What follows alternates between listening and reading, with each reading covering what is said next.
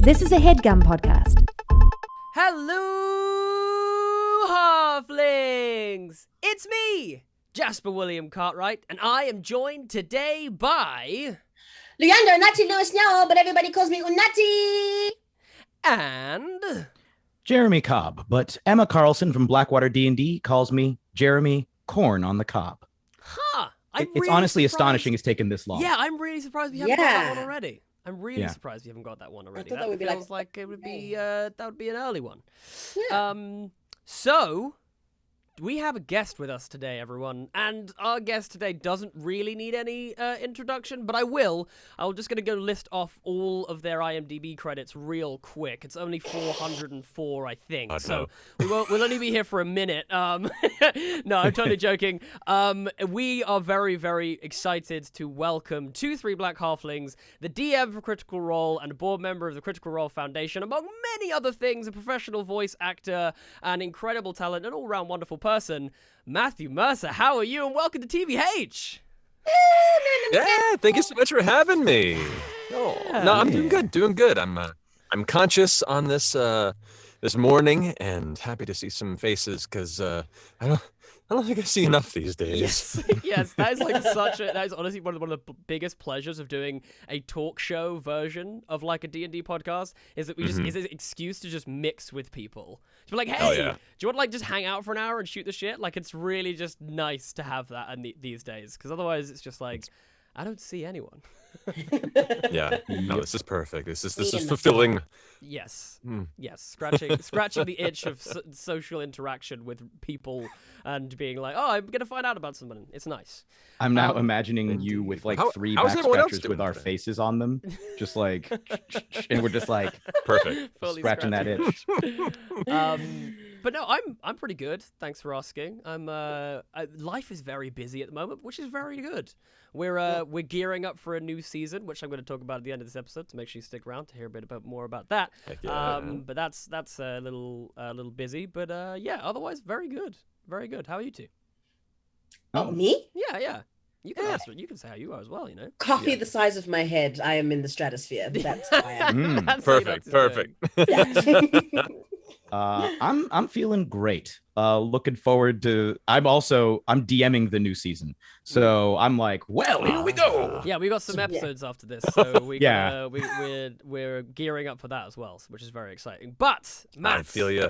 We are here to talk a little bit about you and your life in D&D and maybe throw out some tips and tricks and things like that. But we have a bit of a tradition on the show, which is where we ask people what like D&D origin story is.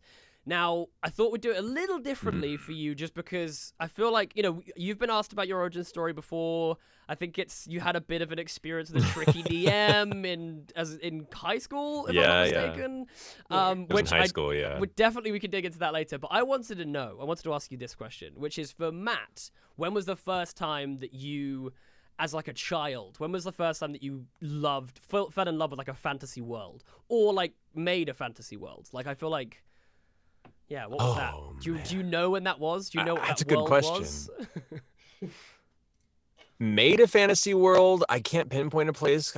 I grew up an artist as a kid, so like I was constantly drawing creatures and weird shit in my sketchbooks and whatever paper I could get a hold of in class. So I kind of always was creating things that everyone else looked at and went, this kid has problems.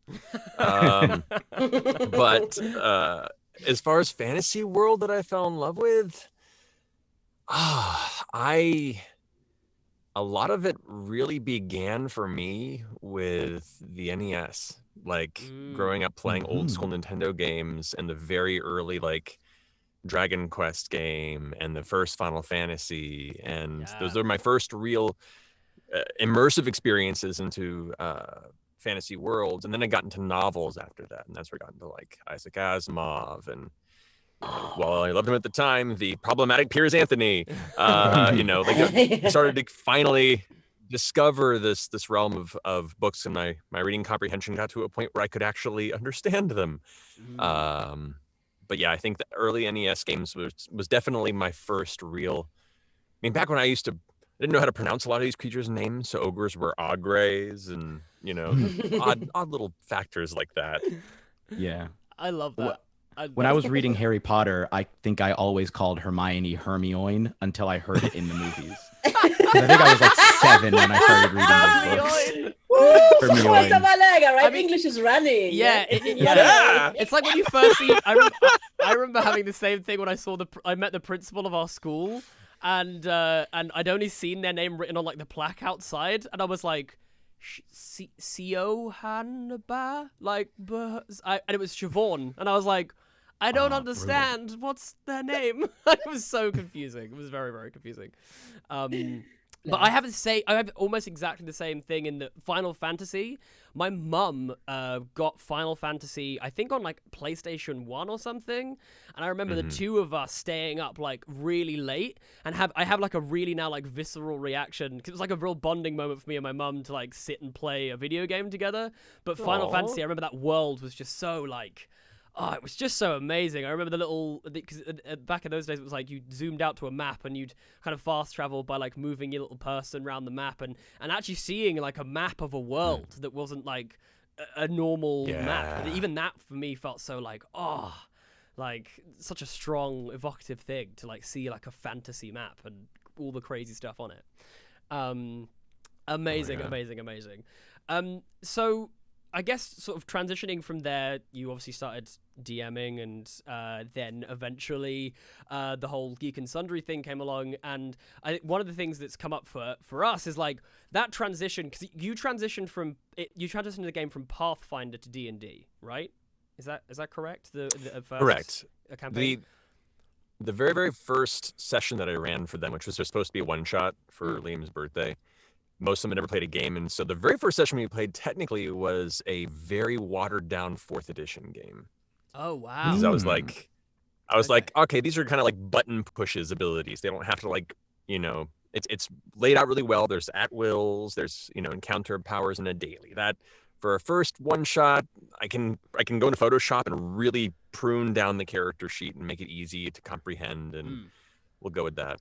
When it became an actual campaign, when they wanted to do a second and a third session, I was like, all right, I can't do this in 4th edition. There are elements of 4th edition that I appreciate, but with a group that was looking to be 8 players, combat would take 16 hours. Wow. So I've decided, we're gonna move to Pathfinder. Yeah, it's so funny, that look on your face of just like, 4th edition combat. Like, I've never actually played 4th edition, but like everyone who I know has played 4th edition, or everyone we ask on the show about 4th edition, there's just always a slightly like long stare that kind of comes after talking about it, which is quite funny. But it's got some fun things in the skill mechanics and the combat. Honestly, 4th edition is a good system if you have like 3 players. Right. Like if it's a smaller group size, then it runs a little bit quicker. But once you start getting to 5, 6 players, it can become a slog really, really quickly. Yeah, and I think D&D in general, like, you've got to, like, know the ropes as a DM before you can really start to, like, pick up the pace and stuff with combat, because I think, especially when I first started DMing, like, it can definitely take a minute. Like, if you're not, like, really, like, know your monsters, know where everything's at, especially if you're doing, like, theater of the mind and you're trying to work all that stuff out and you haven't exercised that part of your brain, like, it can be a real, like, oh, boy, okay, this is taking a while. Like, all we did today was fight some goblins in a forest. Okay, that was 4 hours. And even how long, like, 5th edition combat can sometimes take. That's what I mean, yeah. The fact that the idea that 4th edition combat was, like, apparently considerably worse is just like, man. This was a slow game. You're not wrong. So yeah, one of the questions that we wanted to know is like, for you transitioning from that home game to the live game, or just even to like a public facing game, like it's such a big transition. We've spoken about it a bunch on the show and how we were and weren't ready at the same time. There was like a whole host of things we didn't think about. What were the pitfalls and the nice surprises from like switching from home game to, what you do now, I guess? No, it's a great conversation. I mean, very much the same vein. Many things prepared for and unprepared for. One, having to drive to a studio to play as opposed to just like going to our living room is a transition for us at the time. Having a bunch of cameras and a crew around. Initially, they were like, well, what can we do to up the ante, visually and transcend just sitting at a table? And we were like, no, we just want to sit at a table. Just turn the cameras on. Let us keep doing our thing. That's why we do this for us. And if we want people to watch, then sure. So not a lot changed initially. As time went on, we found that it's more challenging to continuously eat at the table. You can be messy and crass with your food when you're two and your friends. Crisps People are watching you. friends. There's thousands of people watching you. I am Yeah, you start getting messy Yeah. pizza on your chin. And Unati has eaten on our actual play show before. I am Which is so just bad. audio. yeah, I was so hungry. no, you got. I remember Yeah, one. you gotta eat when you gotta eat. Yeah, there was one really distinct thing that I can remember where I was in it. I was doing we were doing some role play, and I was hearing some crunching, and I was like, "That's what is?" And I remember looked up, and Unati was like deep in a bag of crisps, and I just remember my editor. I immediately came out, and my editor brain, who had to go and work on the episode afterwards, was just like, you know what, Unati, I love you, but fuck you right now. This is gonna suck. This is gonna suck. I'd completely forgotten that I was being recorded, and I had the loudest snack ever. And I was really enjoying it too. I think it was worse actually, because I think I actually asked you afterwards, and you were like, no, it was like dried vegetable, like vegetable crisps, which were like extra crunchy. It was like, Oh yeah. yeah. Oh yeah. It was something. It was, No, but stuff like that. Yeah. We were just being messy on camera, and then we didn't even think about it at the time, and then all of a sudden people on the internet start clipping it and sending it to us, and it starts, getting comments. And we're like, oh no, this lives on here forever. So that was definitely a bit of a transition. Yeah, other challenges would have been, just getting used to having cameras around. That thankfully fell away pretty quickly. Once you get your friends at the table and you've already kind of built a rapport, once you're in the moment, you can focus. A lot of that thankfully tended to fade. I think having a little bit of a theater background helped, because we were used to kind of ignoring an audience when doing a thing.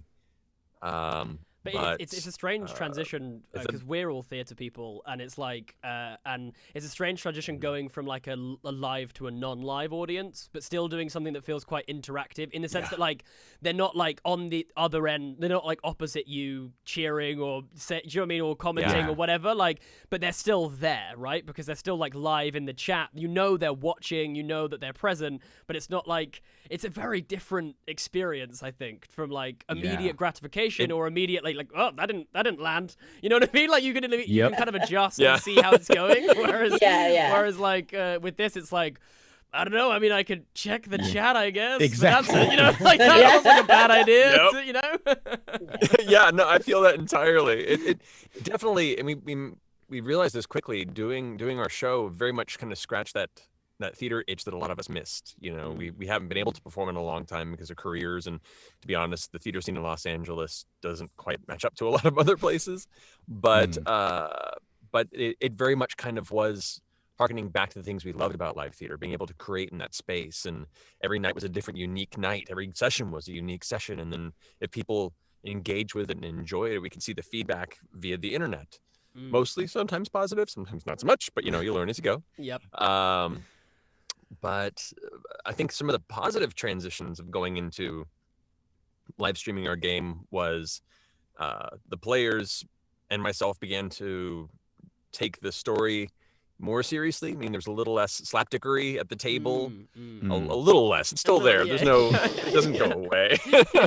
People are still slapping some dicks. It's still there. Oh yeah, instantly. It's D&D. It's not D&D unless exactly. somebody's slapping some dicks. But yeah, like, there's a lot less side conversations at the table. Everyone feels more present and engaged, whereas when you're playing at home casually, a lot of it also can be just catching up during the game or showing silly, Twitter messages, or it's more of a casual hangout as well as a game when you're playing at home. But when you're on the live stream, you're a little more just present the entire time, and that also leads to a kind of a cool feedback loop of just appreciation of what we're all doing. So that was kind of a cool net positive.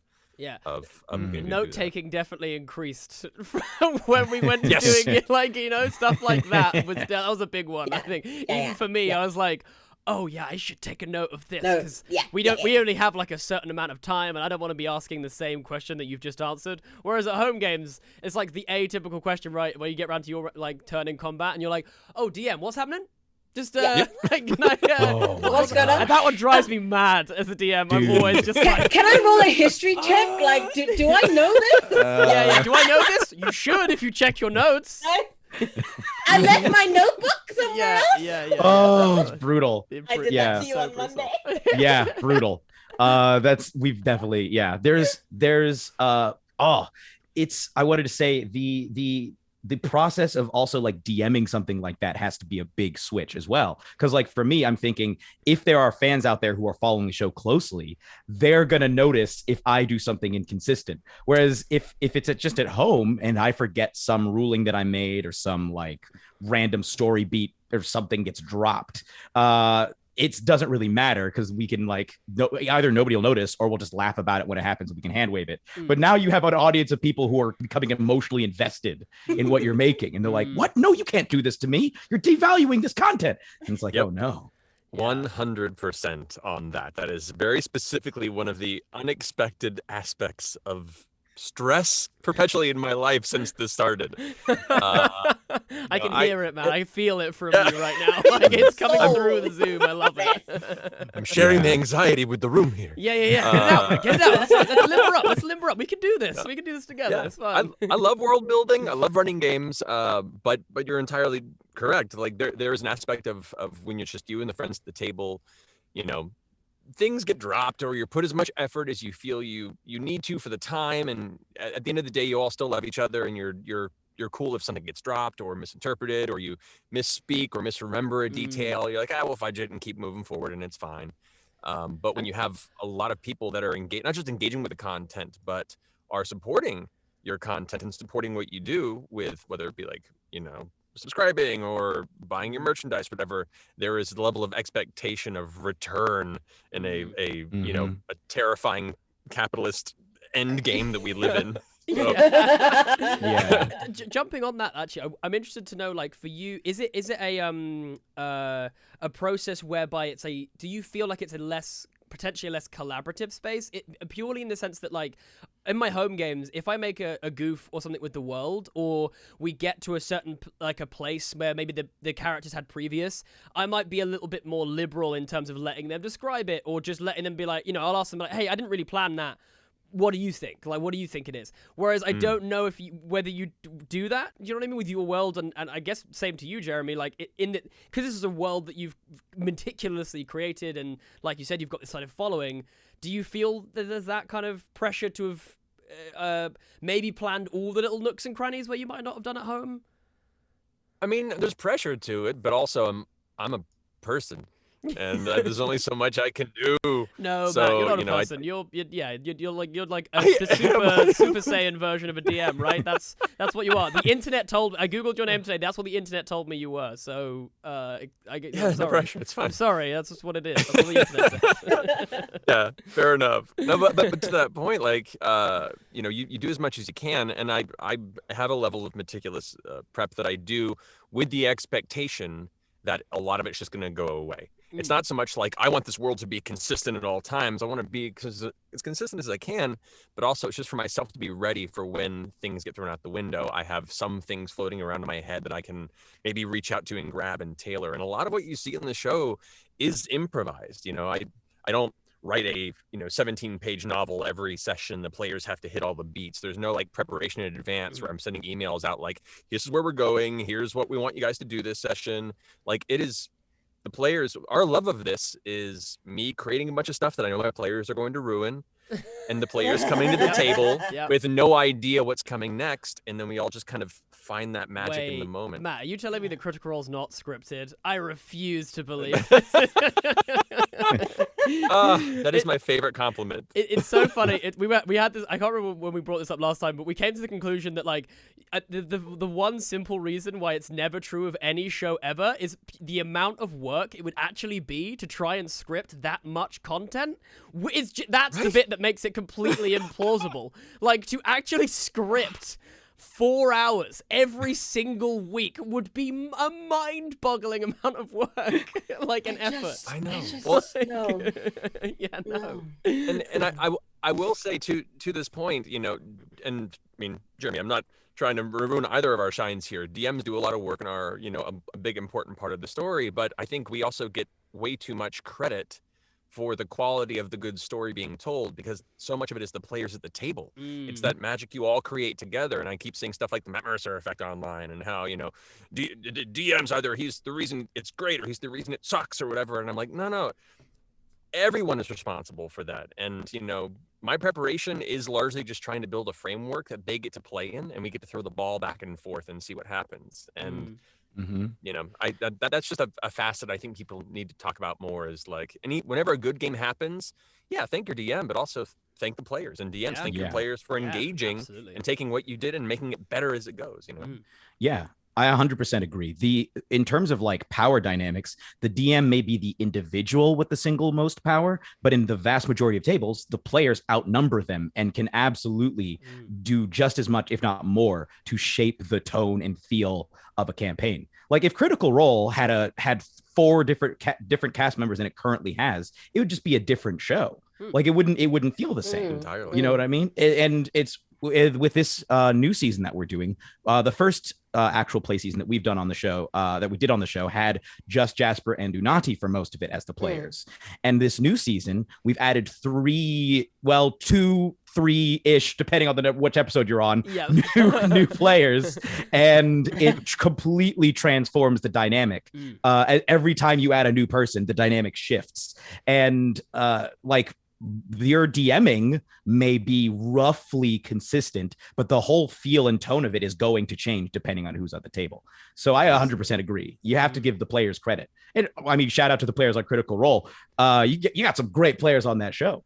Got some really good players on that show. I'm so thankful. I'm riding their coattails continuously through this. Like I'm just happy that somehow, you know, whenever you have a good game group and you get the groove going, every now and then you have to stop and look around and be like, man, I'm so lucky to have these people in my life, and that we're all willing to, as adults in a world that tells you not to play, to still be able to sit around and allow ourselves to play together in this space. Like it's such a healthy thing for us to do as people, as human beings, that we do not give ourselves enough time to do. So it's just such a great outlet. Yeah.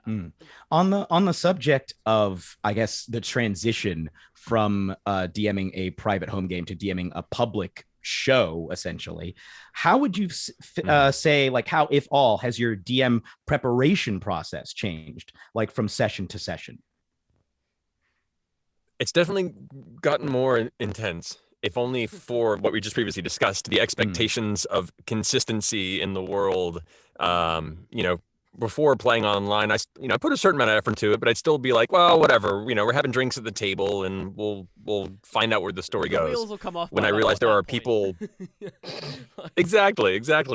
But now when there's like people creating wikis that detail every facet of what was said and every NPC at any point in a story like 3 years ago, like I can't fuck that up now, because anytime, and I do on occasionally, because I'm an imperfect person who my brain has brain farts here and there, and I'll say the wrong god name or I'll say the wrong NPC name, and all of a sudden I'll get like a series of tweets of like,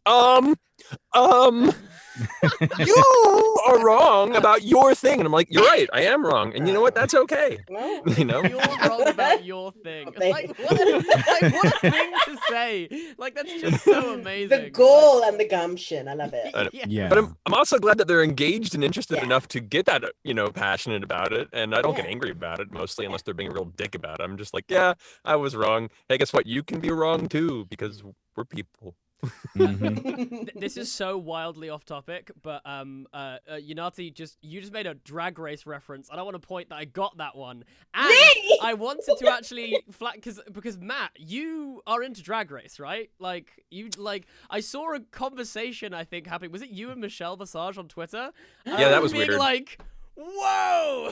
Like my worlds just went boosh, boo, like my partner's world and mine just went smashed into each other. I was like, Matt Mercer and Michelle Visage having a conversation on Twitter. Like that was some of the most engaging shit I've ever seen. I was like, wow, I gotta see more of this. Super wild. Yeah, you're not wrong. No, I've been a fan of just drag in general for well over a decade. Like before I even got into Drag Race, I had a lot of friends in the drag scene in Los Angeles years ago, and just frequented a lot of those spaces, and then got into Drag Race because it was, while it isn't without its issues, it is a wonderful platform that would otherwise not exist for some of these amazing people. It's an amazing platform for them to show their craft, to show their art, to build a career, a sustainable career. So like I love and support it for that. And when I follow a few queens on there, and then a few of them have messaged back who are critters, and I'm like, this is crazy. So wild. Michelle Visage was the one that blew my mind, and it was because one of her kids is a critter, and she tweeted like, apparently I need to talk to you because you follow me, or something akin like, I don't know, I don't really understand this, but my kid says I'm cool because you follow me. I was like, that's weird. That's a moment. So we got in a conversation because their kids, her kids went to the same high school as me, and we got in this long conversation about how we just both had terrible experiences at that high school. It was very much in it was Agora High School, which is an area where the class disparity is extreme. You have you have up on one hill all of the Hollywood, lead actors of all these major films with these massive mansions, and then you have all the apartments at the road, and that's kind of where we were. And so you have us who are working 2 jobs, hopefully maybe have a car by the time we graduate, and then kids coming into class being like, I can't believe my mom got me the SUV that didn't have the full 5.1 surround sound. I'm just going to go and return it. And you're like, Whoa. Wow. Yeah. Poke a bitch. Oh, man, that is, Wow. Oh. Wow. So we just spent a long time talking about that. And I guess there's stuff that her kid had a bad experience with. And so we bonded over a bad high school experiences for her kid and me, and then we started just talking about, she's like, so what do you do? And I explained D&D and Critical Role, and she's like, cool. No, legit, we've got like a TV series coming out and everything. I promise, Michelle, I promise. It's Yeah. a real thing. No, she was extremely sweet, and we went ahead and we sent a huge like merch care package to her daughter. Aw. Took pictures with her posing in it. It was really, really cool. And that was about it. It wasn't anything major. I'm just hoping that whenever this panini is over and they get back to doing audience-filled finales, maybe sneak me into the very, very back row. Yeah, maybe, just maybe, yeah, wow, that's it's moved over to the UK now, so I'm also hoping for the same thing. I'm actually not far from where they film a lot of the studio stuff, so I'm like, hey, come on. And I work at the Drag Race UK is where they're legit, producing by the way. It's so good. It's so good. Well, it's great because in that way, like, I mean, I love Drag Race, but it's gotten so big and constructed and reality TV performative in some ways in the more recent seasons. But UK feels like old school Drag Race. Yeah, it has UK kind is of raw. Like, there's a lot of the jokes in there where I'm like, ooh, I think some Americans are gonna have a shock when they watch this. It's great. Like, I love it. Foul-mouthed queens. I mean? So good. Still having to go get some of your dresses from H&M. Do you know what I mean? Like, Still got to Panami. Let's not get started on the H&M saga, everyone. Let's not get started on the H&M saga. Oh man, that was classic. RuPaul's face. That was genuinely the funniest thing. One of the funniest things I've witnessed. I want to, just Jeremy, this is how I feel when you talk about music, by the way. It's just like, nope, nothing. I got nothing. I'm having a good old time imagining what all of these people look like and sound like and act like in this show, what this show is like. Yeah. Good, creating a whole headcanon for RuPaul's Drag Race right now. Amazing. Well, to transition back, I guess, can I transition with a headcanon? I don't know. Maybe there's something D&D related in headcanon. I don't know. Someone feel free to help me out. Well, I have a headcanon transition. There we go. I have a great headcanon transition. It's not D&D related, but I was going to have to bring it up no matter what, because Matt, the very first thing that I ever saw that you did was a little over 10 years ago when I was still in high school, and I used to go on The Escapist all the time, and they started posting There Will Be Brawl, the web series, and me and my friends were like, yo, this is so sick. Shout out to Chris and Taylor. But we were all like, this is great. And I remember watching like the first couple of episodes, and like when Kirby shows up for the first time and everything, I was like, because I was a huge Silence of the Lambs fan at the time too, so I was like, like so hyped. But yeah, that series was fantastic. That was really great. Thank you very much. For those who don't know, I directed a web series and performed a web series well over a decade ago, and we had no budget. I had a camera and some that we pitched in for, and a bunch of friends went like, based on a conversation, we were talking about Smash Brothers universe, and we're like, if you really break it down, there's a lot of fucked up elements here. Like, like if they were all, the Mushroom Kingdom keeps losing its leadership over and over again. It's got to be a tough environment. Kirby, when you think about it, just eats people and wears their skin. He swallows them, and because they just announced Sonic the Hedgehog for Brawl, and at that time, and everyone else has a hat, but he eats Sonic and then has Sonic's scalp just ripped off his head and placed on his own. We're like, okay, yeah, this goes to a whole creepier level. So we began to build this dark Nintendo universe, and then decided to shoot it on no budget, and so we had There Will Be Brawl, which was a kind of a film noir-esque HBO crime drama version of the Smash Brothers Nintendo universe that starred Luigi in a trench coat who was selling power-ups in alleyways to make a living until eventually stuff goes down, and then there's a power vacuum, and all these various mafia dons are all trying to rush in to take power, and there's mystery and intrigue and murder and sex and messiness, and it's just it's ridiculous and it's terrible, and sure there's a lot of problematic elements that at the time we weren't aware of, but we had a good time with it. I met a lot of my great friends to this day on that production because it really was a passion project. And in my headcanon still to this day, Captain Falcon is one of the greatest gay club owners. Yes, that was such a great reveal. And he's in a relationship with who was it? Pitt. With Pitt. Yeah, that was great. So, yeah. Oh, Pitt. My big healthiest relationship. But my big question, Matt, is when is the HBO version of There Will Be Brawl with De Niro and Pesci as Luigi and Mario coming out? That's what I want to know.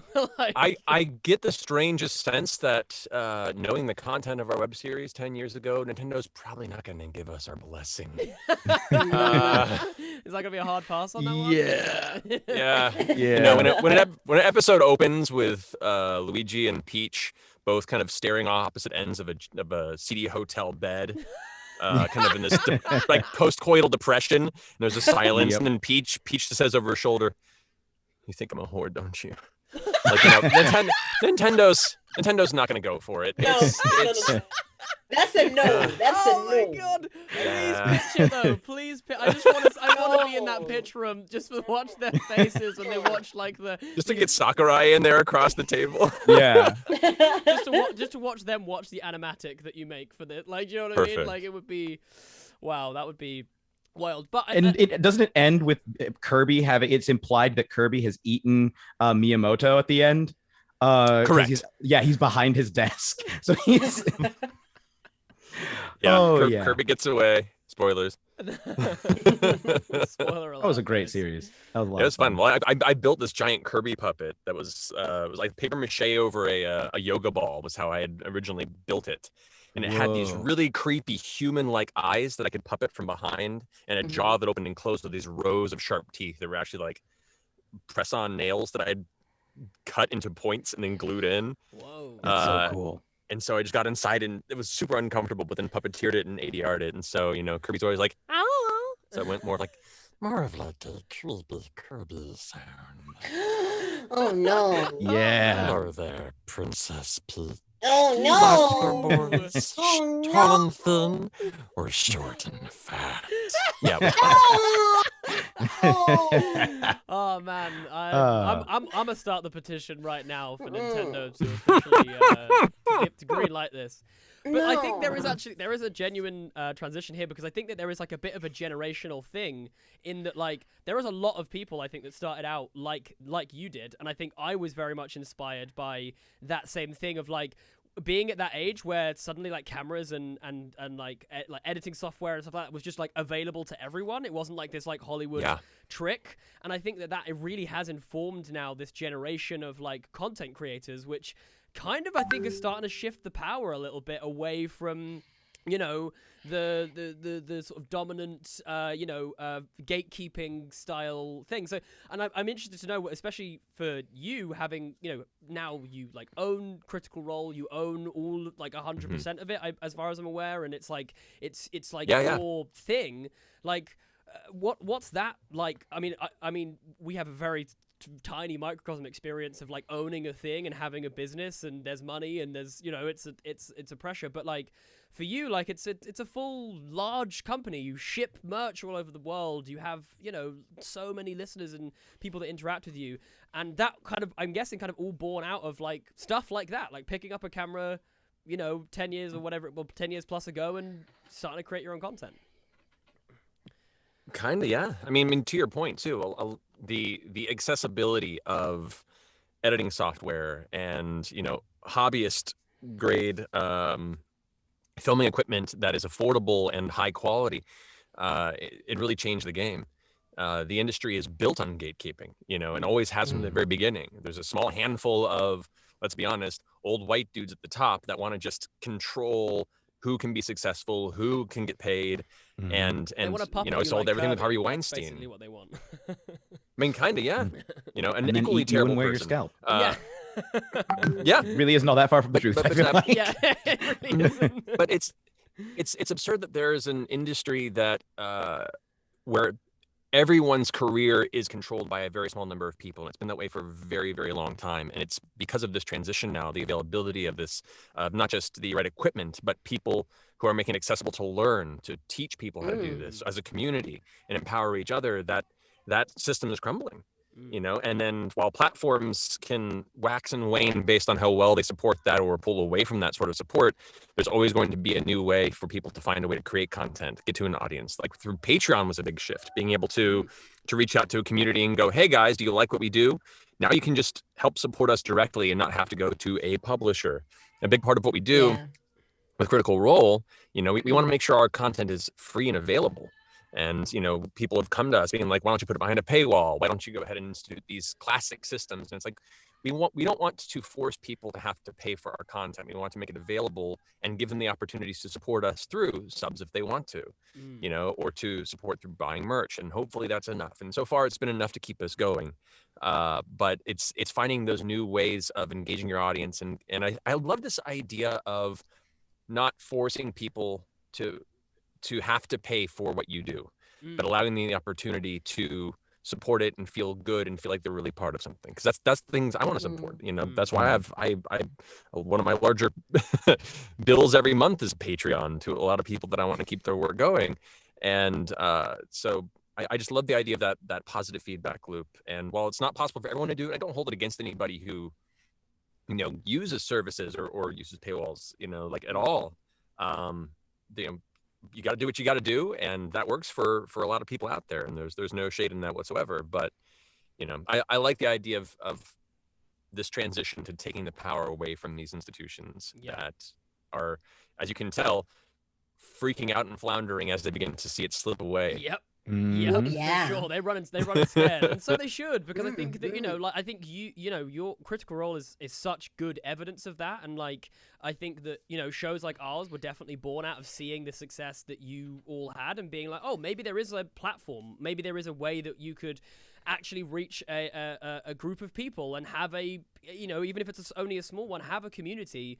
And I think like, for me, like starting this a little over a year ago, just the idea of having a community was something that just blew me away. And like the idea of it made me so happy and excited just to be like, just for that small thing, let alone, any other success and everything that comes with it. And I think that's been a thing for us, is that like a lot of people reach out and say like, oh, your show's really helpful, or like, you've inspired me to start playing. And that for me then feels so incredible. And that for me is why it is so important that it stays free, or it stays accessible in terms of like what we're doing, especially on this main show, in terms of like giving tips and like making the game more accessible for people and things like that. It feels really rich, and definitely very rewarding. And then hey, like if you like it, you can go get more stuff that we do. That's like another option. You can go and do the other stuff that we do, but like this bit's definitely always free. I guess actually probably leads us to a good time to ask this question, because this is my little fanboy moment. Jeremy's had his, but the one and only source book that I officially bought was the Explorer's Guide to Wildemount. I absolutely Oh, love awesome. that source book. It is incredible. Most of the worlds and things that I build are based on that because I just think it's really, really cool. But legitimately, one of the main things for me was the way that you handled, and you and the sort of writing team behind that book handled race in the book. And it's a big thing that we talk about a lot on this show. Is like, how do we make these worlds feel more inclusive and representative and steer away from things like evil races and, all these kind of stereotypical tropes that just are so unhelpful. And like, even in campaign 2, having the Drow having such a complex society and having, like a really such as rich and full a world as everyone else did, felt like such a huge step in the right direction in terms of, me feeling comfortable enough to pick up a book and start playing and start interacting with this world, because it is a very weird thing, I think, as a POC to pick up a thing and go, oh, all of the people that look like this are bad. Yeah, that feels weird. You know what I mean? Yeah. And so one of the things I wanted to throw out to you and ask was like, where did that come from? Did you see that like gap? Was it something that just felt very natural for you to do and sort of start that transition in terms of when making the source book? And I guess sort of specifically with, like the Drow and also the Eberron Orcs, which again start to transition away from that stereotype and things. So just, where did your inspiration come to for the book and the way you tackled race in it, and specifically those two races? Yeah, no, completely. And I grew up on Tolkien and classic fantasy, in which, from my perspective, orcs were just kind of almost like the equivalent of demons. These sort of like, not people, but just a force of evil. And that was just my interpretation as a kid who had no other media coming at me. As the years went on, and even in my home campaigns and stuff, when we started doing Critical Role, I was in this weird place when we were first starting out that a lot of eyes were on me from the old school and the very staunch classic D&D world of going, is this new kid gonna fuck it up?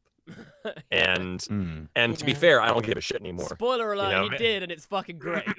Yeah. Awesome. Yeah. But like, even in the early Tal'Dorei campaign stuff, I was scared to deviate from like a lot of D&D canon. And so even like in that first book that I did, a lot of the orc and half-orc stuff there, I basically just kind of kept it in line with the player's handbook, because a part of me was like, well, I don't want to rock the boat too much, even though I still felt it was intense.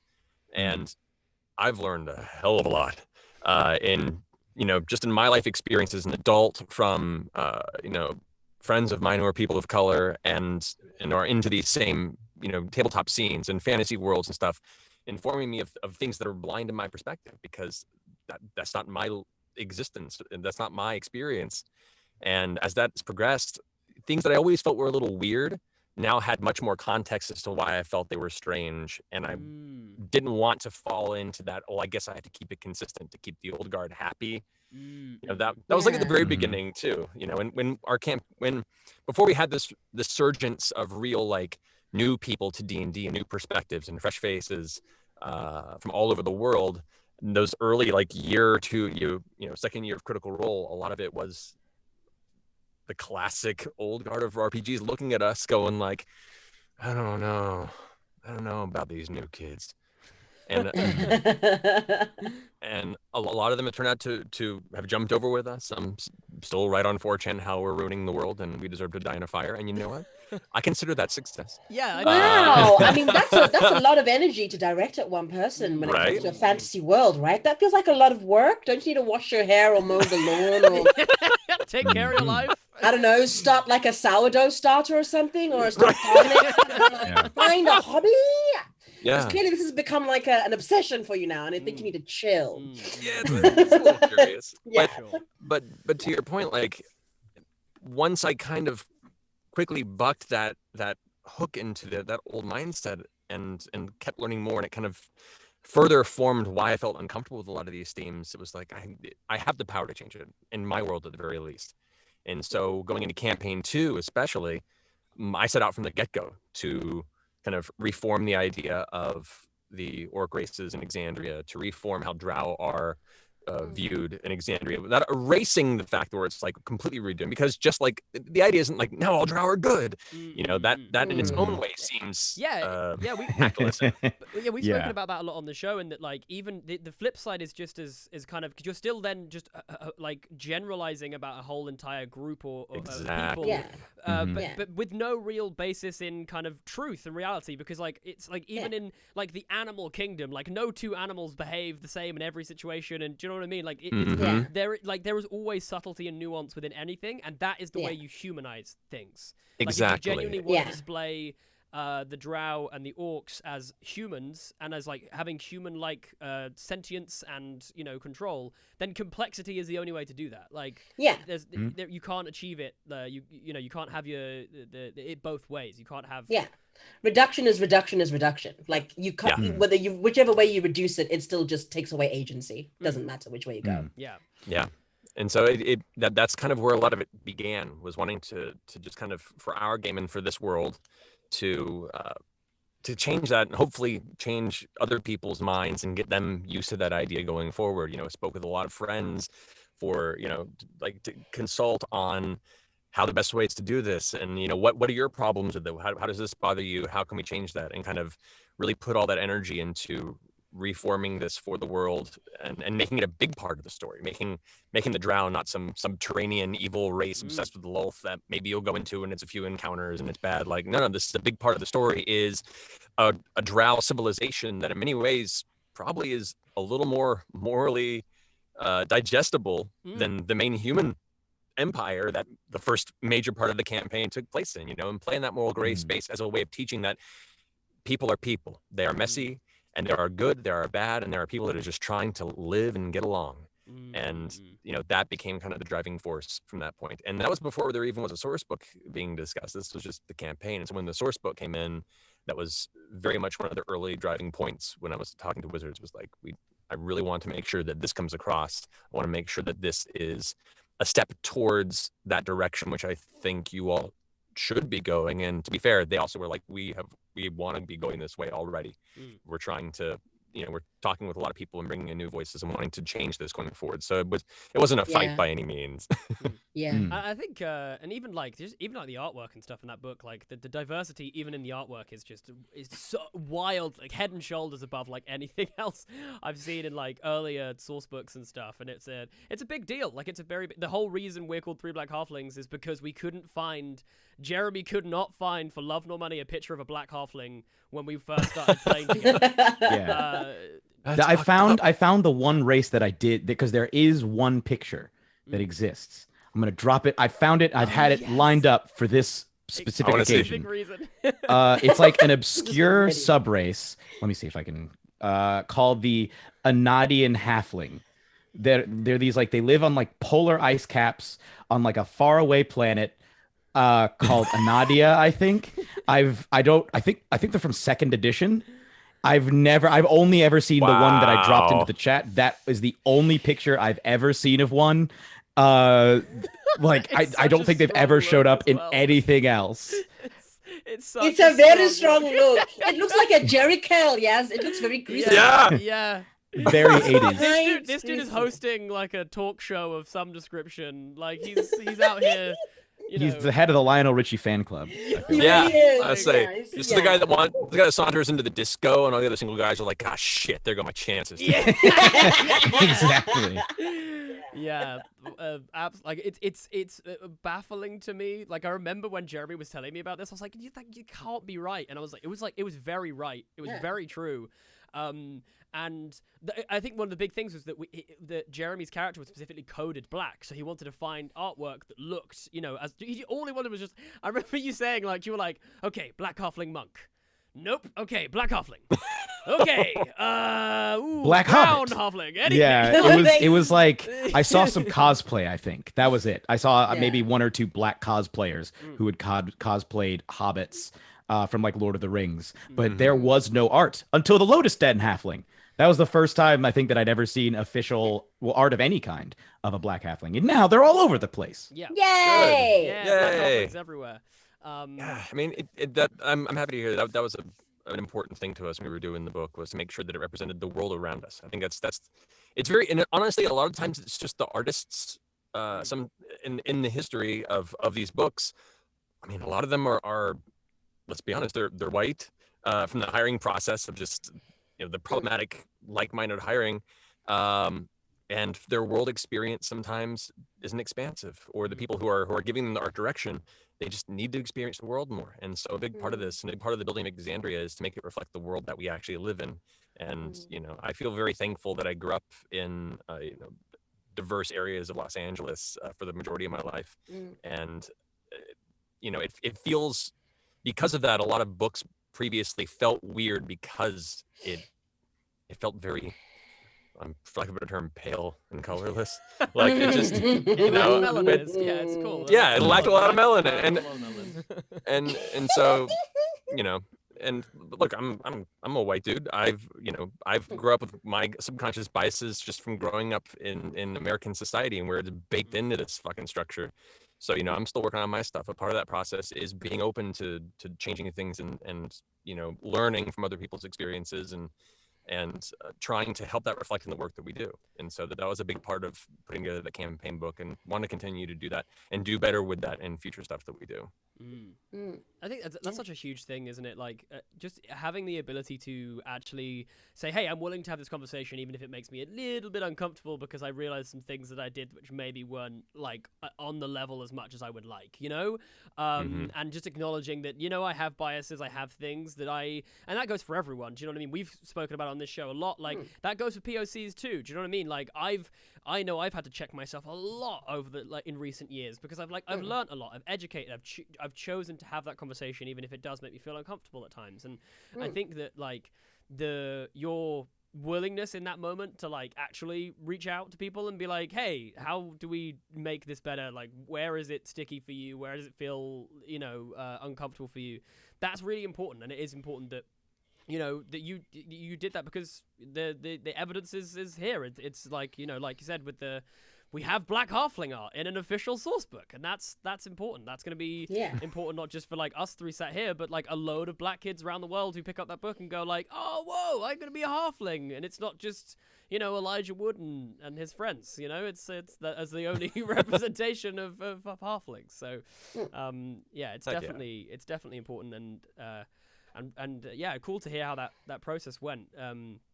I'm interested actually with the Eberron Orcs specifically. Was there a particular like inspiration for that, or was it partly just like Exandria Orcs? Sorry, Exandria Orcs. Sorry. Was there a process for that, or was there like a or did you just want to play around with the concept of the orc? Largely just want to play around with the concept of the orc. There wasn't a specific impetus beyond just looking at, you know, my previous understanding of orcs in fantasy, and then going, okay, yeah, no, that I was just believing what I was told and what I was given, and went like, oh yeah, that's just how things are, and then realizing that is not the case. The coding is problematic, and there's a lot of real world issues that parallel this that no one's really willing to talk about. And even I, at one point, somebody was like, you know, orcs are problematic in D&D, and I was like, no, they're just the bad guys. And then I was like, oh no, that's bad. Yeah. That's bad. What's wrong with me? Like, you know, and so it's just, it's learning that the things that you've been taught aren't always correct, and being able to adjust and change. So like, it wasn't a specific impetus beyond just me wanting to do better and wanting to figure out a way to make it more welcoming, to make it more inclusive, and honestly, more nuanced. You know, it's lazy world building that leads to creating things like that, in my opinion. You know, orcs were easy bad guys because I didn't have to put a lot of effort into it. But that ends up having a product that has no effort into it, and honestly, is subpar to what it could be if you wanted to go ahead and take the time and make it nuanced, make it realistic, make it, you know, experiential and detailed. Yeah, we always give Jeremy always gives your kobold thing of like, you slay a bunch of kobolds and then you walk around the corner and they have families. You know, it's just like that's the very simple way is to just be like, yeah, you feel bad now. Consequences for your actions. Yeah, consequences, everyone. Well, to that point too, like just to go on that. No, please go ahead. Growing up on D&D, because it was the RPG system that I grew up with, and in itself is, you know, it's a game where you're supposed to fight and kill things, supposed to, and that's the biggest challenge that I'm facing as we continue to do this. Is like, combat is important because it's a part of this system, but we're also telling a story and trying to explore emotional context of struggle in the world and trying to do the right thing and being swept up in matters that are larger than yourself, but still feel like you can exert change in a world where you're just a person. Like, these are all very important themes that you want to do, and also not feel like you're just a bunch of murder hobos wandering the world killing things, especially sentient things. Yeah. And so the biggest challenge that I continue to work on for myself with my games is how best can I make combat not necessarily a murder fest, how to find combatants that feel like they should be combatants, Yeah.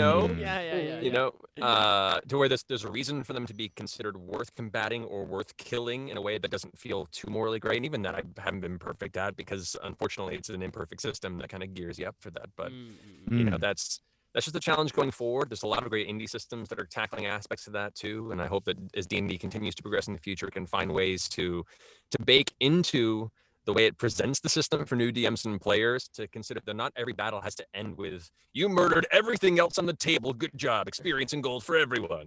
Now I'm gonna raid their dead bodies for all the earthly goods they had, and just leave them on the side of the road. No burial whatsoever. Just I was super imperialistic.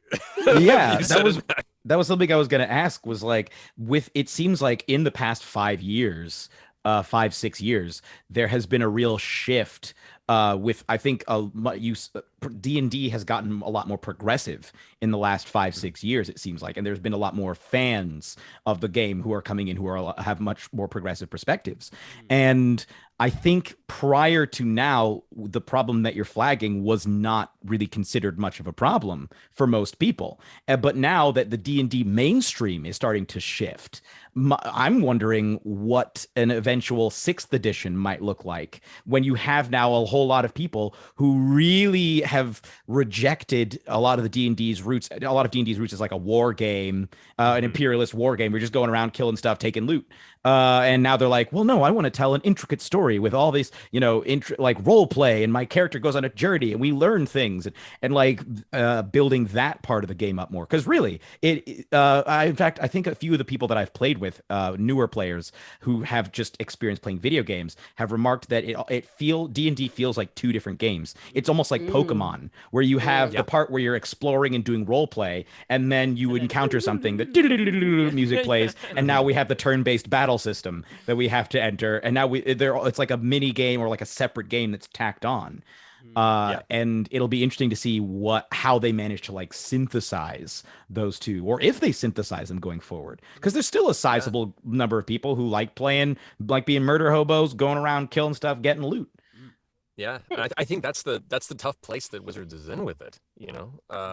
They have to, or at least feel like they have to please the classic gamers that come to it for a more wargaming experience, and the new generation who are coming to it from more of a narrative experience. And in trying to appease both sides wholly, you end up getting a little messy, and everyone's not entirely happy. And it's an impossible situation for them that I hope they can figure something out. I do not know if they can, because you can't please everybody. So you just kind of have to do your best in a direction and go with it. And to that point, D&D, is a great system. It's not the best system for everybody, because everyone has a different thing they get from the game.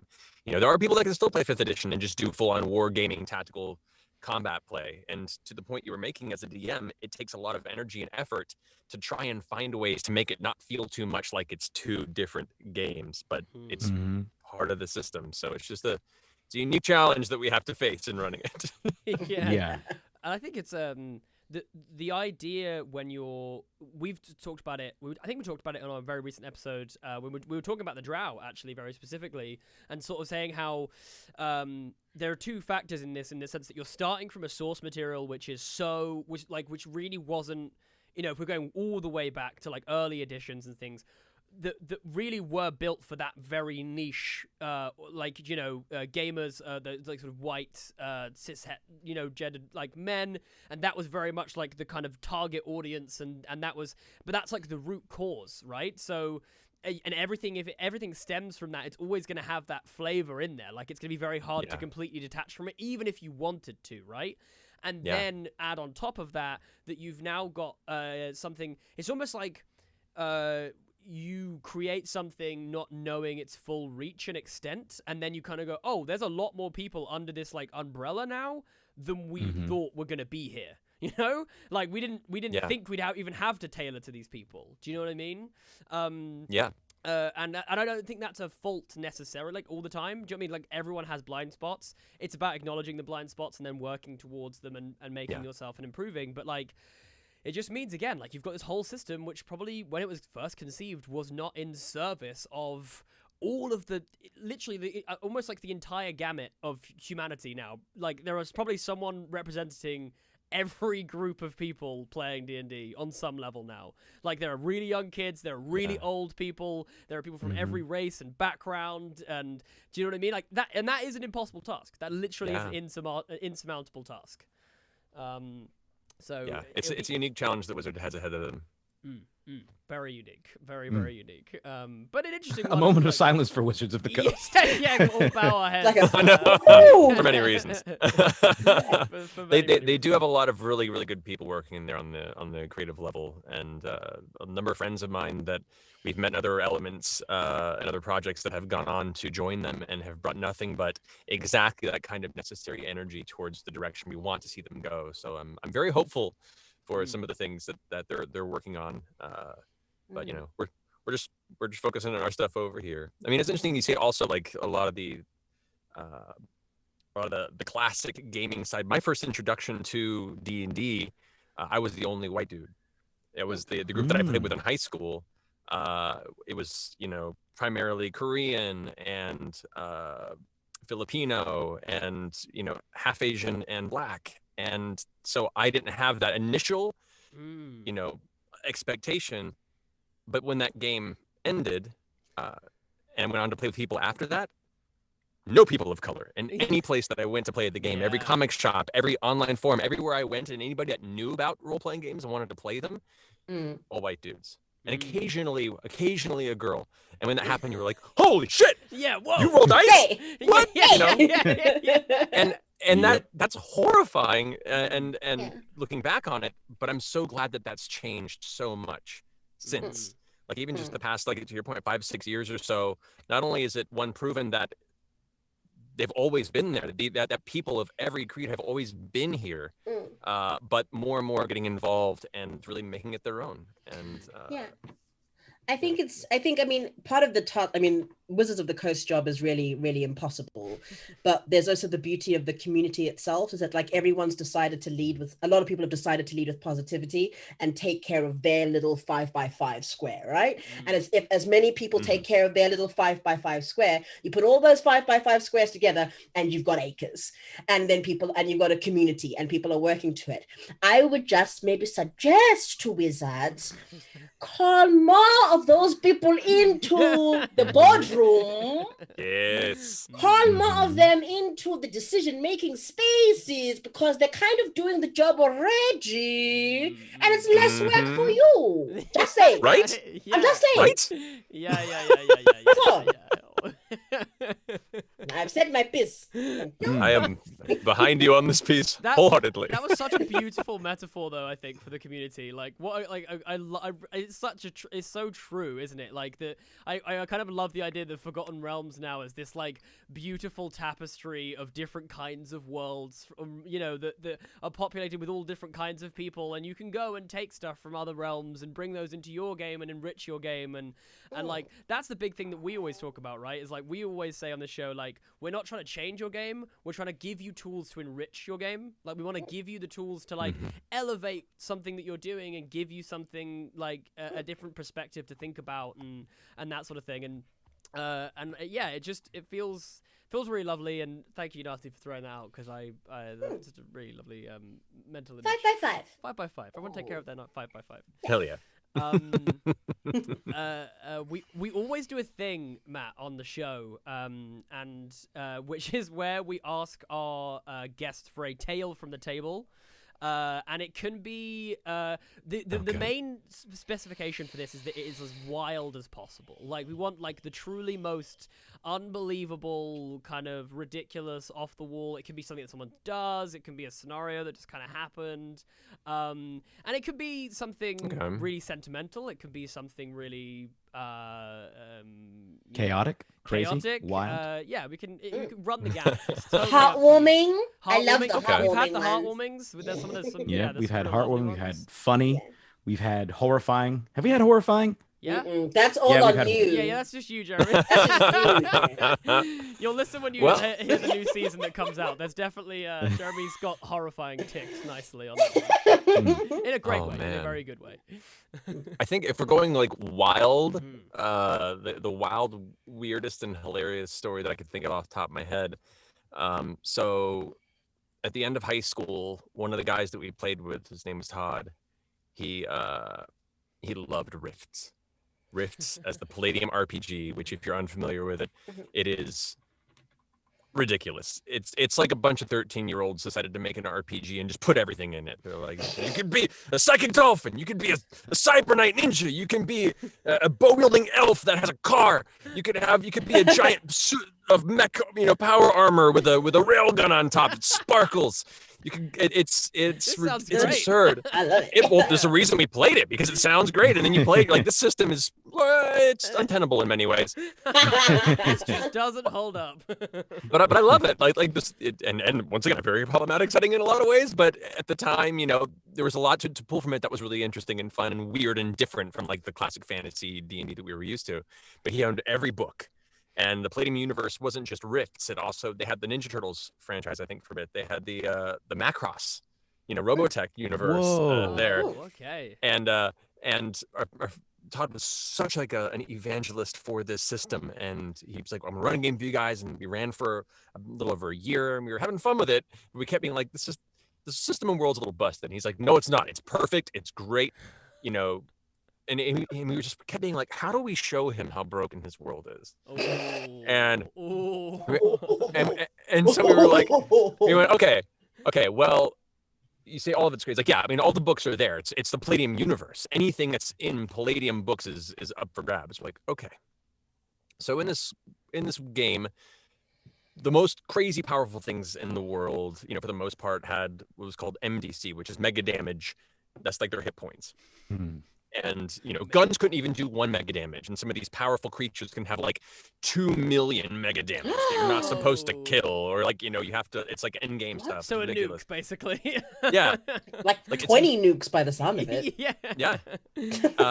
And so we decided, after getting ourselves a space cruiser, because it's that kind of a game, we went into the Macross book, and they had rules for the SDF-1. And if anyone had watched any of the old Macross, so SDF-1 is this massive, long, like almost like city-state size spaceship with a cannon in the front that took 5 minutes to charge, and it was a big part of the storyline. Every weapon in the game could say like it does 1d4 times 200,000 mega damage, or they all had a numerical value. This is the only weapon in the game that all it said under damage was destroys everything in its path. No damage number. So we hijacked it. We hijacked the SDF-1. We took it over, eliminated the people that were running it, and so now we had this. And he's like, okay, well, what are you going to do with it? We're like, you said anything in the universe is game. He's like, yeah. Palladium made the terrible mistake of creating a Pantheon book that, and as an extension of its problematicness, had the Norse Pantheon, had the Hindu Pantheon, had all these breakdowns of spicy. actual... Yeah, like historical religions and stats for all these deities. It is real bad. It was real bad. That's a firm whoa, buddy. That's Yeah, that's some mid-90s RPG bullshit right there. Yeah, Mhm. I recommend trying to give stats to like Vishnu. That seems real kind of. Pretty sure that's in the book. But they also made them absurdly powerful because they're gods. They're not meant to be something that you could fight and win. Yeah. But if your gun destroys everything in its path. So we just went and just started hunting Thor. Then we hunted Odin. And we just started like systematically wiping out like the Norse pantheon before he went, all right, you know what, we're done. The campaign's over. He just got, he got frustrated. We completely abandoned the story and just went god hunting. And he was like, you win. You win. You won the game. You won the game. You broke Todd and won the game. Yep. Wow. That's incredible. That is Yeah. absolutely amazing. I You think basically you'll became find Kratos. that it It's the- destroys everything in its path. Yeah. Yeah, we kept pointing it out. We're like, no, you can look, if you look right here under the damage, he's like, shut up. Everything. That's so funny. That's fully like we always talk on this about how like there's like this moments where your players just like look up at you and go, actually DM, and you're like, oh shit. No. Yeah. Oh shit. Like the idea of someone picking up an item that they just went, by the way, I'm gonna fuck all your shit. Like Yeah, everything. Yeah. Everything be gone. Like everything. How many archmages? Yeah. It doesn't matter. 300,000 men?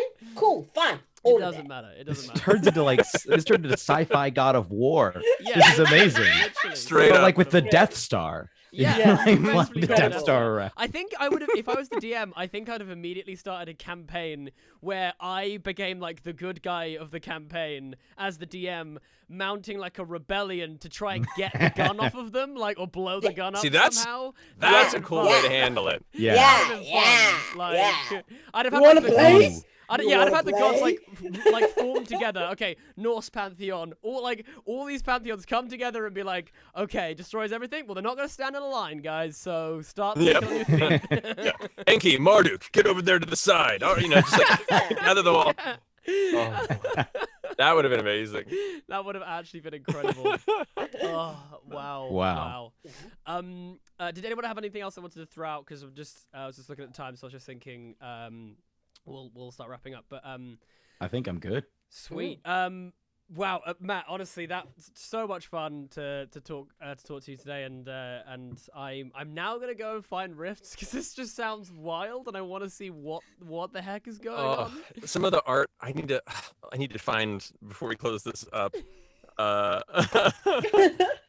Just to show you like how some of this incredible artwork. There's the Plastic Man armor.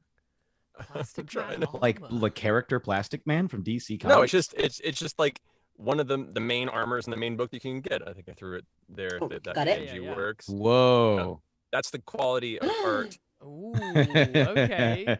One of the, Wow, gone old school. Looks kind of like Master Chief. Yeah. Kinda, yeah.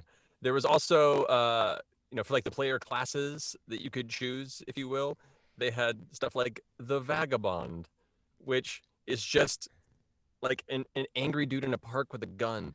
It really is. It's just really angry. This is like Wow. Look at this. This actually fits perfectly the aesthetic of that black halfling we found. Are we sure Yeah. the black halfling was He's on the same world. Game? Like, is that like, wow. That's an adventuring party. The 3 images I have open on my computer right now, this black halfling and the plastic man and this very angry dude, they're all in the same adventuring party. I love it. And it's I love problematic it. as hell. Yeah. Oh yeah. Although, we haven't even gotten into the fact that Rifts had source books for each part of the world. Whoa. So they had like Rifts.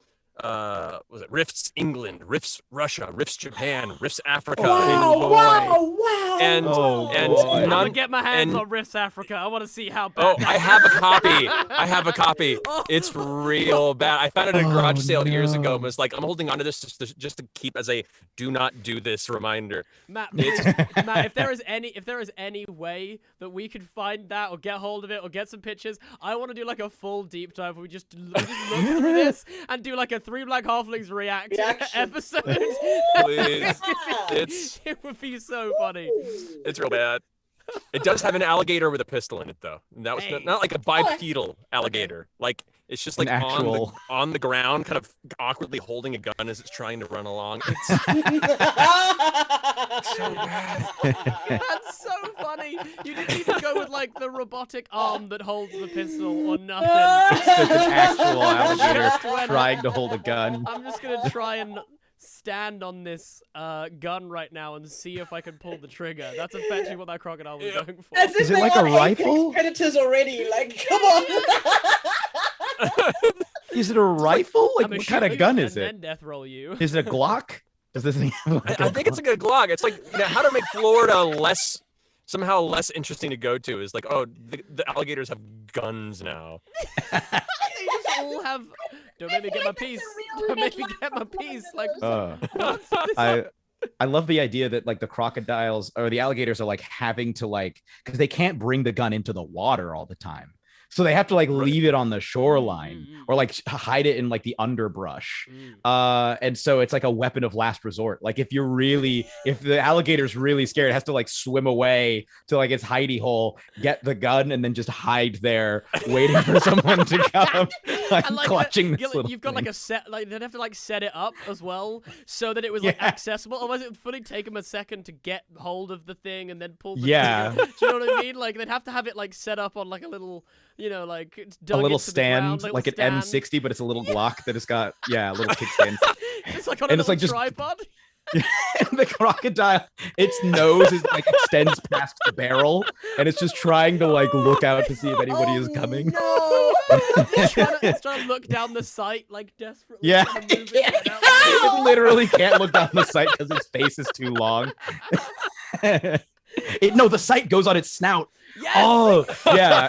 It It sets the gun like under its chin. What it doesn't know is the gun's just pointing in a different direction, but at least the sight's on its snout. Like the gun's pointing somewhere else. Why is it These not crocodiles down? just became so sympathetic. Yeah, I'm rooting for these. I'm batting for these crocodiles now. The gun gators. My God. Joyce, Yeah. I actually watched a video the other day. I don't know if you've seen this. It's absolutely wild. There is a video of a baby hippo, right, going up to like fully grown crocodiles and just like nibbling them and playing with their tails, bumping into them, nudging them, and the crocodiles don't do shit because the mum hippo is in the water, like 10 meters off, and these crocodiles are just like, okay, no, This and is fine. The hippo is literally, the baby hippo is literally like gnawing on its tail, and it's just like, this is fine. Please don't hurt me. Like to the point where they're not even moving. They're not even trying to get out of the way of this thing. They're just like, I'ma stay right here. You nibble away. It's all good. The teeth haven't come in yet. It's okay. Just let it happen. Found it. I found the picture. Yes.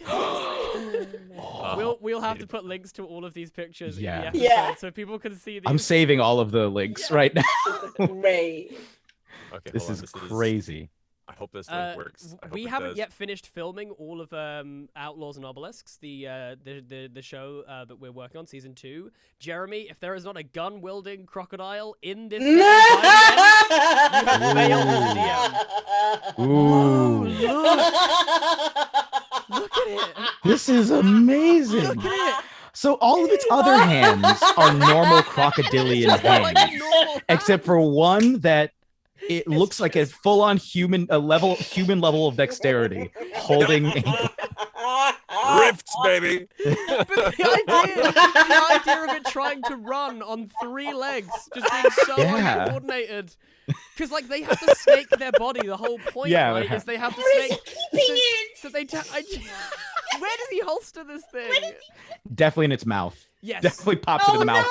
Oh yeah, that's Swim. a bad idea. That's a really bad idea. Oh wow. And then you have to keep the safety on. You put the safety on, pop it in the mouth, close, I then also- you pop the mouth open and pull it out. I and will go also to want to town. say, this crocodile's unnecessarily jacked as well. Like it's got a 6-pack. It's got like it's got It's those, like wiry jacked. It's Yeah, not buff it's- jacked. P90X, like old it's man. ready to go. like Yeah. old man jacked. Yeah. It's old man jacked. That's really what it looks like.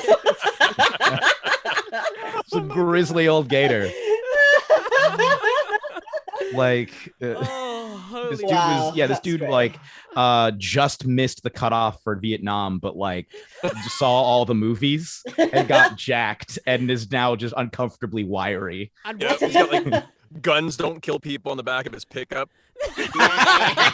Yeah, he Yes. does. He What's absolutely amazing does. as well is that you feel, like now in my head, the dude before the angry dude in the swamp is fully a druid, and that is his familiar. Like the crocodile with the gun is his familiar, and he's like, "Yeah, we all have guns. Even my pets got guns." I'm imagining this crocodile in a trucker hat, and it's on the back of it. Its pickup truck. The horn definitely plays La Cucaracha when it. Yeah. We've gone full Florida. Oh, wow. Wow. thank you so much for sharing that image. That's great. Matt, that might be the best thing you've ever done, is showing us that picture. I'm so happy. I don't disagree. You're not wrong. I'm not saying you're wrong. But wow, honestly, what a phenomenal pleasure to get to talk to you. Thank you so much for sharing this, specifically this image, and also, you know, your pearls of wisdom and insight on D&D. My trains of thought are leaving so hard right now. Like, it's Friday and you just saw an pivot is alligator difficult. with a gun. You know what I It's- mean? This pivot is hard for me right now. That's okay. No, thank you so much for having me. This has been an absolute pleasure. You're all amazing. But I wanted to just say, you. there is. I find it inconceivable that anyone who is listening to our show doesn't know who you are, but please tell us where people can interact with your stuff, and if there's just generally anything that you want to shout out, if there's anything that you would like the halflings at home listening to this, you would like them to go and check out for whatever reason. Indeed. The floor is yours. Yeah. Thank you so much. So we you can find me on Twitter at Matthew Mercer, or on Instagram at Matthew Mercer VO. But you know, I'm Dungeon Master for our main Critical Role. We're gearing up for our 3rd campaign in the near future, and when that is up and running, you can check us out Thursdays on Twitch at 7 p.m. Pacific. We have some cool content filling in the gap until we start campaign 3, so keep an eye out. We just finished running a short run series called Exandria Unlimited that was run by the amazing Abria Iyengar. Yeah. Incredible players, Robbie Damon, Amy Carrero. So much fun. If you haven't had a chance, check it out. Highly recommended. It's a fun introduction to the slapdickery that we usually do on our channel. With a Bria? Nah, no way. I know, right? I refuse to believe there's any slapdickery in that. She's so fantastic. She really is. And I think the last thing I want to pimp out, if you don't mind, is the Critical Role Foundation. We it is a long time coming, a lot of hard work getting it there, but we began and launched our nonprofit foundation, our charity foundation. You can find it at critroll.com/foundation for information, but we partner with a number of other great charities and raise money for incredible endeavors. We just finished raising a bunch of money for 826LA to create a writer's room for underprivileged kids, to build a space for teaching and helping develop creative writing skills and opportunities at a young age. And we have a new endeavor that'll be coming up pretty soon. We'll be talking about that we're excited about as well. But just a lot of really great people involved, and a lot of amazing things the community has already helped happen with it. And hopefully, like I said, if Critical Role goes away, the foundation will be the legacy that I'm really proud of. So amazing. That's so amazing. Yes. And what an awesome thing that you've prioritized getting that up and running and doing that. I think that's an awesome thing and a great way to give back and get kids doing creative writing and teaching them those things, because Lord knows our governments aren't prioritizing it, so I'm glad that someone is. Yeah. True that. But politics aside, if you've enjoyed this episode and you haven't listened to Three Black Halflings before, we are Three Black Halflings. We talk a lot about diversity and inclusion, and we fall about laughing, talking about alligators with unnecessarily jacked abs. A lot, actually. That kind of thing. In fact, alligators and crocodiles come up a lot on our show. I think we've actually had fan art before about a diverse range of crocodiles. One of my favorite bits of fan art we ever got was just a range of crocodiles. It was very fun. And just to say, we have an upcoming 2nd season of actual play called Outlaws and Obelisks, which is premiering in the next couple weeks. So make sure you head over to our Twitter and Instagram and check out that at TB Halflings. It's gonna be very fun. We've got guests. We've got all kinds of shenanigans. Jeremy, do you want to tell them a little bit about the world real quick? Do you want to just say what it is? Yeah, real quick. Drop that thing in here. Yeah, it's post-apocalyptic North Africa inspired Western setting. So if you enjoy any of those 3 things, then come check it out. Yeah. It'll be a lot. Yeah, it'll be a lot of fun. Amazing. So yes, you find us everywhere at TB Halflings, patreon.com/TB Halflings as well. If you like more of the goodness, and you can get it over there. But for now, Matt, thank you so much for coming on Three Black Halflings. This was such a pleasure to get to talk to you, and hopefully it won't be the last time, because this has been great fun, and I want us to run a game now where we all play as crocodiles with guns, because I think that'd be real fun. I mean, and to that point, I think if I'm going to leave anything here, it's that our good friend here, Jeremy Gungator Cobb, can make his way to the next episode. Yes. Absolutely. Adding it to the list now. Absolutely incredible. Jeremy's Love gonna it. use that one for a minute as well. Like, that's a good one. That's a good That's one. a good one. That's a good one. Wow, thank you so much for being on the show. Thank you so much for listening to this episode of Three Black Halflings. I hope that you have enjoyed it. Please have a truly fantastic week, and we will see you very, very soon. So long, Shire folk. So long, Shire folk. Shire folk. That was a Headgum podcast.